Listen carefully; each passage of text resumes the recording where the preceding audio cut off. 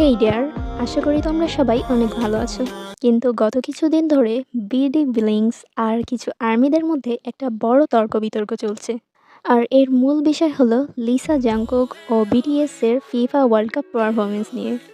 অনেক ব্লিঙ্ক বলছে লিসা নাকি প্রথম কে পপ আইডল যিনি ফিফা ওয়ার্ল্ড কাপ 2026-এ পারফর্ম করতে যাচ্ছেন। আবার অন্যদিকে আর্মিরা বলছে জাংকুক অনেক আগেই 2022 সালের ফিফা ওয়ার্ল্ড কাপ ওপেনিং সেরেমনিতে পারফর্ম করেছেন। আর সত্যিটা হচ্ছে ফিফা ওয়ার্ল্ড কাপ স্টেজে প্রথম কে পপ আইডল হিসাবে 2022 সালে পারফর্ম করেছিলেন জাংকুক।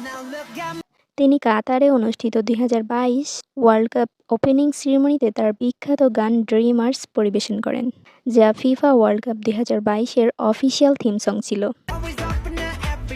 আর এইবার আর্মিদের জন্য সবচেয়ে বড় খুশির খবর হচ্ছে এবার ফিফা ওয়ার্ল্ড কাপ 2026-এ নতুন এক রেকর্ড গড়তে চলেছে বিটিএস।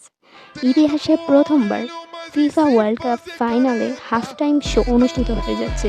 আগামী 19 July new York new jersey স্টেডিয়ামে প্রথমবারের মতো ফিফা বিশ্বকাপের হাফ টাইম শোতে পারফর্ম করবে বিশ্ববিখ্যাত শিল্পী ম্যাডোনা, শাকিরা ও বিটিএস। আর ব্লিংকদের জন্য সুখবর হচ্ছে আগামী 12 জন মার্কিন যুক্তরাষ্ট্রের লস অ্যাঞ্জেলেসের সোফি স্টেডিয়ামে ফিফা বিশ্বকাপ উদ্বোধনী অনুষ্ঠানে পারফর্ম করবেন লিসা, এবং তার পাশাপাশি এই অনুষ্ঠানে আরও অনেক আন্তর্জাতিক তারকারাও পারফর্ম করবেন। লিসা প্রথম থাই শিল্পী ও প্রথম নারী কে পপ তারকা হিসেবে বিশ্বকাপের উদ্বোধনী অনুষ্ঠানে পারফর্ম করবে।